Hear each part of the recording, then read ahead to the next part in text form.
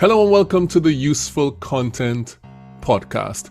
And today we're going to be talking about what the customer journey is and how you can use videos to take your customer from not knowing who you are all the way to being a loyal buyer and advocate for your products and services. Here we go.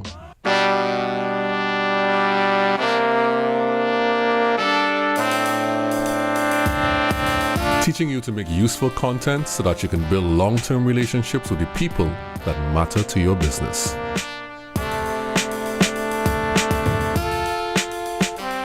I am Juma Bannister, I am your host, and today I am your teacher in the Useful Content Classroom. Now, if you run a business, you know that everyone who buys something from you at some point did not know your product or service existed.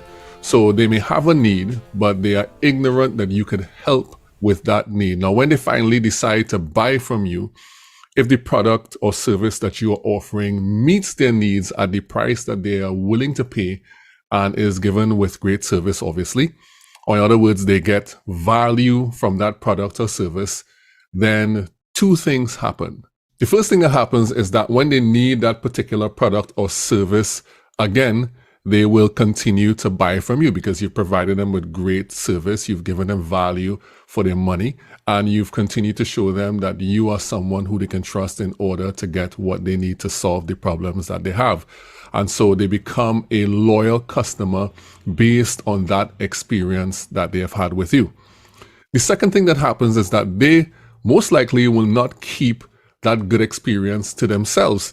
If they have friends or family who need a similar type of service, or even sometimes the general public who need a similar service, they will be happy to share their experience because it has been a good one and recommend you so that they will become an advocate on your behalf. They will share the experience that they have had with your business and they will advocate for your services because they have had such a great experience. So if they have friends and family, they'll talk to them directly. And that is something that you as a business owner, you don't get to see, but it is quite possible that they may also leave a public review, which you will get to see. They may rate you 5 stars and then they may share the reason why they love the service, or they may even create something we call user generated content, which is basically when a customer likes your service so much that they create their own content, whether that is text or video. A lot of time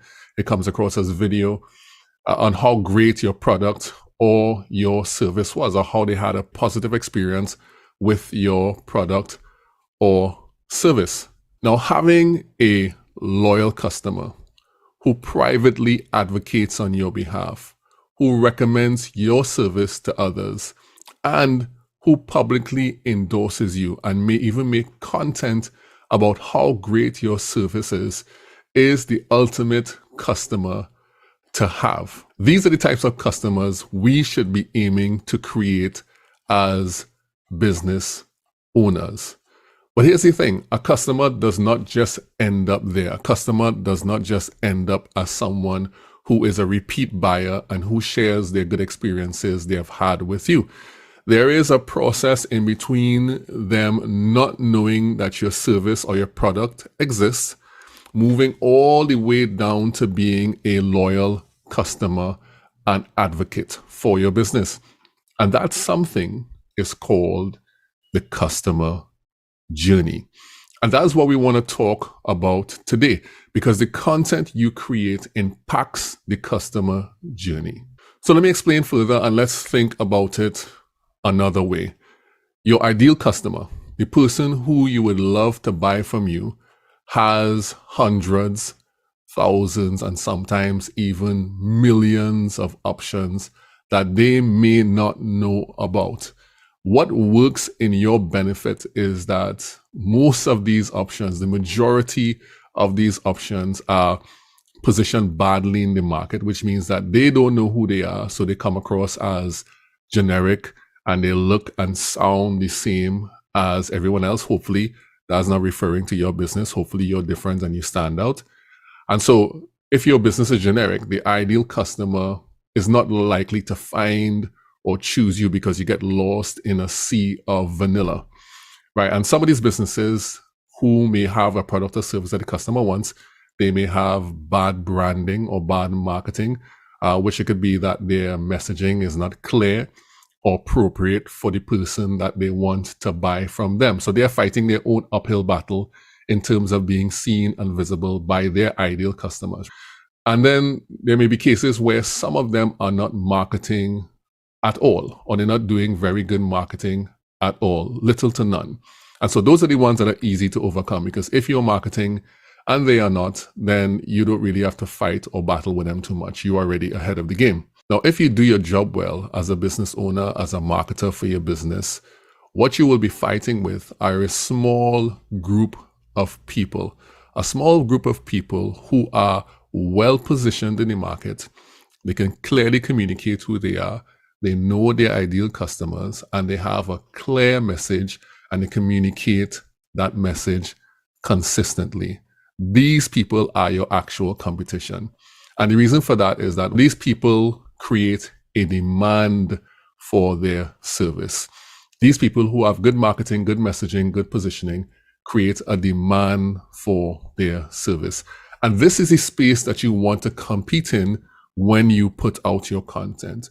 You want to put out your content and be in the market in such a way that you create a demand for your service. So when you put your content out there, what you're doing effectively is asking your ideal customer to actively reject all of those other options in the market and choose you. So you're causing a separation between yourself and other people in the market. But let me go on to explain this a little bit further from the customer's perspective so that we can understand it a little better. And let's talk a bit about how the customer journey works. So if we were to visualize a simplified version of the customer journey, and I'm saying simplified because the customer journey is really not a straight line, but we're going to imagine it as a straight line. And we're going to simplify it just for illustrative purposes, right? So here's how I want you to visualize it. Think about a flat, straight line, and there is a point on the left side of the line that the customer is standing up on. And at that point on the line, the customer is standing up and the customer is saying, I don't know you exist. I don't know who exists in the market that can help me with my problem. I have a problem, but I don't know who exists or who is in the market that can help me solve my problem. And then if we move to the far right of the line, all the way to the extreme right of the line, there's a customer standing up on that side, and they are saying that I found someone, that person is incredible. The product or service that they give is a 5-star product or service. I'm going to tell everyone who has a similar problem to mine to buy from this person and to use their services. So on one end, we have somebody who's totally ignorant that you exist, that any business exists that could solve their problem. On the other end, we have somebody who is satisfied, who is loyal, who's becoming a repeat customer, and who would advocate on behalf of the business. So we have the extremes. So you're moving the customer from this end of the journey to the other end of the journey, from not knowing who you are, not knowing who you exist, to being a loyal customer and for advocating on your behalf. Okay, we got that right. So that's pretty clear. So the big question is, how do you move someone from not knowing you exist to being someone who is a repeat buyer and advocate for you? That's the big question. And of course, I have an answer for that question. The way you do that is by getting them to know who you are, to like who you are and what you offer, and then to trust you. And that process from getting them from knowing to trusting is a process of relationship building. It's a relationship building process. And one of the key ways you can build that relationship is by using content. Now, there are other ways to build that relationship, or what we like to call other types of touch points. And touch points simply mean places that the client can interface with you. And you can do things like you can give them samples, you can invite them to events, and there are other things that you can do to interface with the client. And those are various touch points. But today we're talking about content.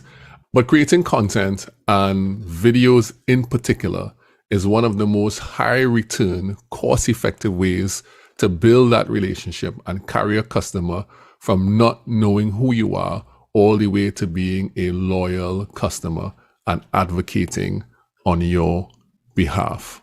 And if you do it well enough, it builds long-term relationships. Now, even though I've described the customer journey as a line in my example, the customer journey is really not linear, which means there are many twists and turns and different ways that a customer can interact with your product or services and content before you buy. They can interact with you in many, many different ways. So it's not really a straight line. There was a thought before in marketing where the customer journey was more of a linear journey, but we now know that not to be true, because customers will find you in one place and know of you but ignore you there. And let's just suppose they find you online in an ad. They will look at that, they may not click on it, but they become aware that you exist. And then they may see one of your social posts, and then they may ignore that. They may encounter one of your employees. The CEO of the company may be posting as well. They may engage with some of his personal posts or some things that's not directly related to the product or service that they sell, and they may get to know you more that way. And so the customer journey is quite meandering, and all that time the customer may not have a direct need for your product or service just yet, but they know who you are and they're learning about you, so that when that need does arise, they can remember, oh, these people do this in this way and they can solve this problem in this way. And so they're able to recall that because you are top of mind, and then they come and approach you when they want to decide to buy. And when we're talking about a customer journey, we're talking about getting a certain percentage of buyers to buy from you over and over again. And of course, not every single person who buys from you will be a loyal repeat customer and will advocate on your behalf. Some people may just buy once, some people may buy twice, some people may buy multiple times, but you don't really have everyone who buys from you repeat buy. But the thing is that there is a certain percentage of people who will be repeat buyers. And in a book called Eat Your Greens by Ramesh Schneiders, his research confirms that at any given time, about 60% of your business revenue comes from about 20% of your customers. And also that these 20% of customers who give you 60% of your revenue is generally constant, and they are fixed for a long period of time. So those are the people who are the repeat buyers, and those are the people who you are building this long-term relationship with. So your goal in creating content is to move people from not knowing who you are into the section or into the percentage where they are heavy buyers. Because once people become repeat buyers, they tend to stay there. They tend to stay loyal for a longer period of time. And so that's where you get this 20% making you 60% of your revenue. And that is why you have to build a relationship.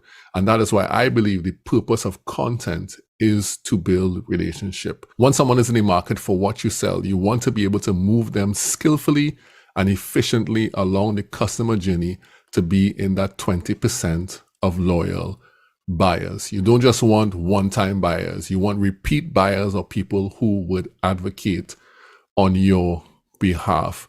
So you want to create all of these content touch points so that you can build these relationships so you have greater potential for long-term and consistent revenue generation. Of course, in terms of touch points, the traditional way that you used to do that is by meeting someone, you sell to them, you give them great service, and they remember who you are and refer others to you.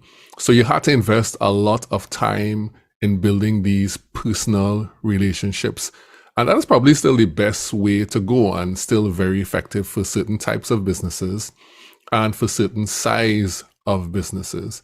However, if you want to grow your business rapidly and with less effort, you want to be able to build those relationships at scale. And what scale means? Scale simply means that you take something that applies to one person and you apply it to many people all at the same time. So you amplify this good thing that only applies to one person, and you apply it to many all at the same time. And that is where video comes in. In the company I run, Relate Studios, it's a strategic marketing and production company, which means we not only help our clients plan and structure and find the best way to use content, but we also help them produce that content, and specifically video content. So when we create content strategies, we always recommend that clients build out their strategies with video at the core. And there are two major reasons why we recommend doing it this way. And these are the reasons. The reason number one is the proliferation and the preference for video by every single major social media platform.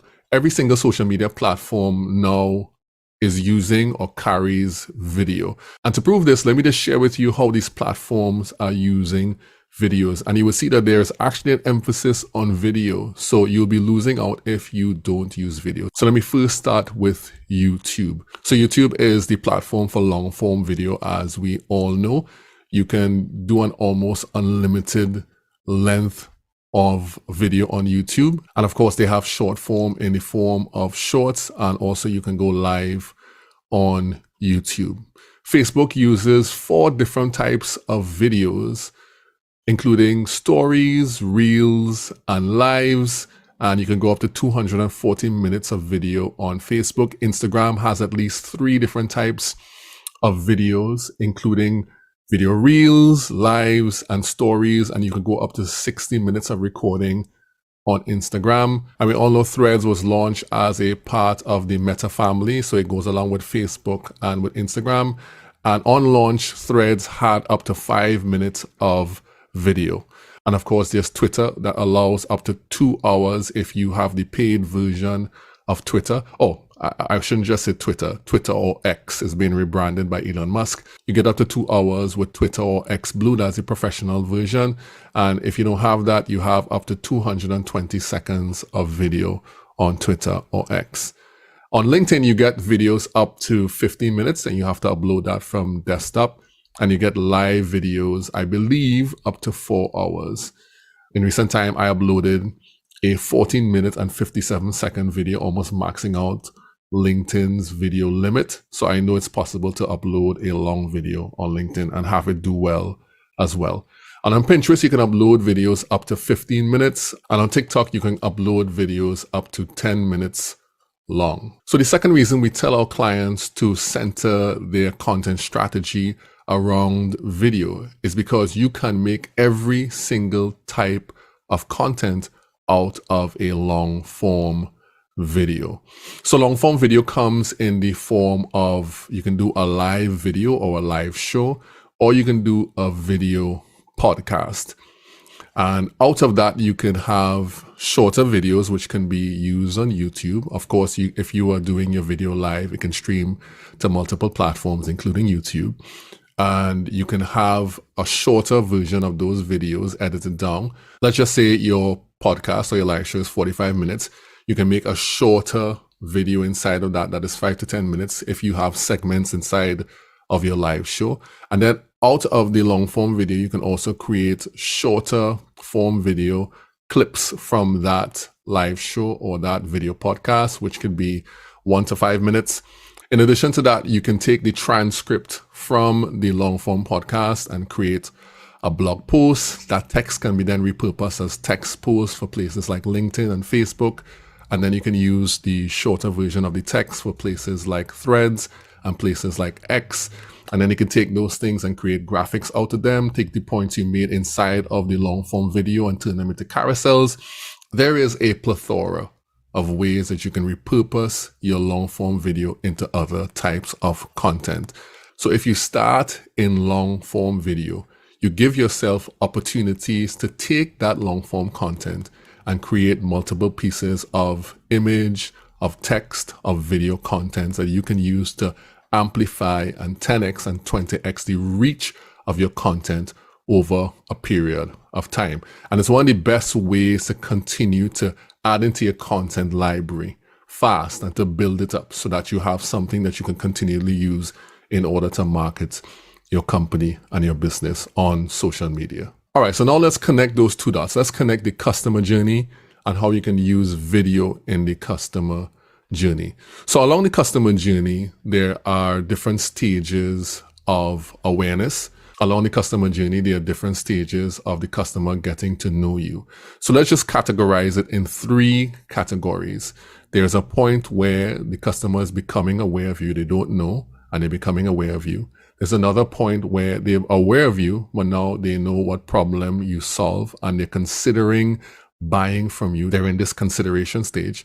And of course, there's a time when they understand what you sell, they've considered, and they actually want to buy from you, but they're just waiting for some kind of cue or some kind of way to do that. So we have awareness content, we have consideration content, and we have content that is for selling. And so if we take those 3 parts and we put them together, we can say that we have to create content, video content for all stages of the customer journey. And usually this structure is referred to as a funnel. Now, we're not going to talk about the funnel today, but there are many ways you can look at it. One of the ways I also like to look at it is the difference between features, benefits, and transformation. And then of people look at it as know, like, trust. I mean, there's many ways you can look at this customer journey and put it inside of what we would call a funnel. And it's called a funnel because you have many people at the top and only a few people at the bottom, because not everyone is going to buy from you. But you really only need a certain amount of people to buy from you over and over again to sustain your business. So now let's talk about what video content you need for each stage of the customer journey. So in the awareness section of the journey, I recommend that people create what we do content. So it talks about the service or the thing that you offer. So you give tips about that. You show tricks, how to make people's life easier by doing these things really quickly. You do how-tos. You can do lists. These are the 10 things about this. And so you really want to give people quick wins, show them who you are, and show them what you have to offer at the beginning of the customer journey when you're building awareness. So it basically is referring to brand, is referring to people getting to know you, is giving people quick wins in that part of the customer journey. That's the beginning, when people don't know who you are and they're getting to know who you are. Now, when you move people to the middle of the customer journey, which is the consideration, you want to create video content that highlights how you help. So these are the behind the scenes content, which shows you helping other customers and how that goes, how you create the thing that you offer, your product or service. And then you want to create process videos, which go step by step into how you help people. It may not be behind the scenes, but it may be actually a step-by-step process of how I create this thing for my customers. You want to do that as well. So you want to show people how you help, you want to show behind the scenes, and you want to show process videos. And this will help people get a deeper understanding of what you do and put them in a state of deeper consideration for hiring you to do the thing that you said when they became aware of you.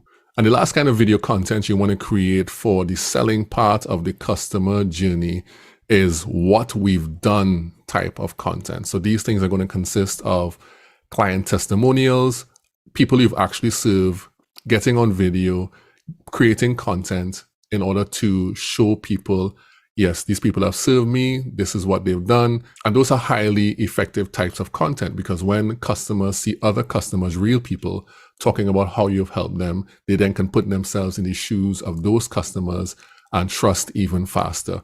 And so you might want to do things like have case studies, videos in case studies as well, showing step by step how you have helped this customer and the statistics that go along with that. You move them from this amount of revenue to this amount of revenue. They had this problem, you're able to solve it. So inside of those case studies, you don't want to use a lot of numbers. You want to reference what is the transformation that you brought with the thing that you helped with.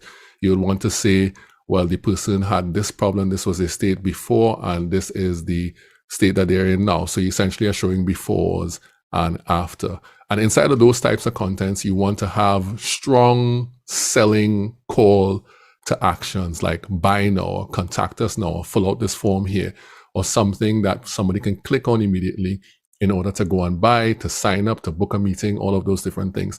So you want to be in a mode where you're selling when you create this type of end of the customer journey content that focuses on what you've done to help people. All right, so we talked about the customer journey and we talked about how video can help with the customer journey. Let's now do a complete review and go over what we've learned today in the Useful Content Classroom. Number one, at the beginning of the journey, most people don't know who you are. Number two, you want to move those people along the customer journey from not knowing who you are to being a loyal customer and being an advocate. Number three, at any given time, around 20% of your customers are responsible for 60% of your revenue. So you want to add more people into that repeat buyer category so you can sustain your business for the long term. Number four, you do that by using content to build relationship with them over a period of time. Number five, starting in video content is one of the most efficient and effective ways to create multiple forms of content that can build that relationship. And that is why when you're thinking about your content strategy, you should give deep consideration and probably deep preference to building out that content strategy with video at the core. So I hope this lesson on the customer journey and using video was useful, and I'll talk to you soon. Useful Content Classroom, dismissed. And of course we're clear. Oh my, no AC. I'm quite sweaty right now. I've made it through. Good stuff. The Useful Content Podcast is brought to you and produced by Relate Studios. You can see the work we do on our website at relatestudios.com. If you like what you've heard on the podcast today, please follow and come back in 2 weeks for another great episode. And if you want to get more useful content in between that, you can follow me, Juma Bannister, on LinkedIn and on Twitter. We all know it's still Twitter. See you soon in the Useful Content Classroom.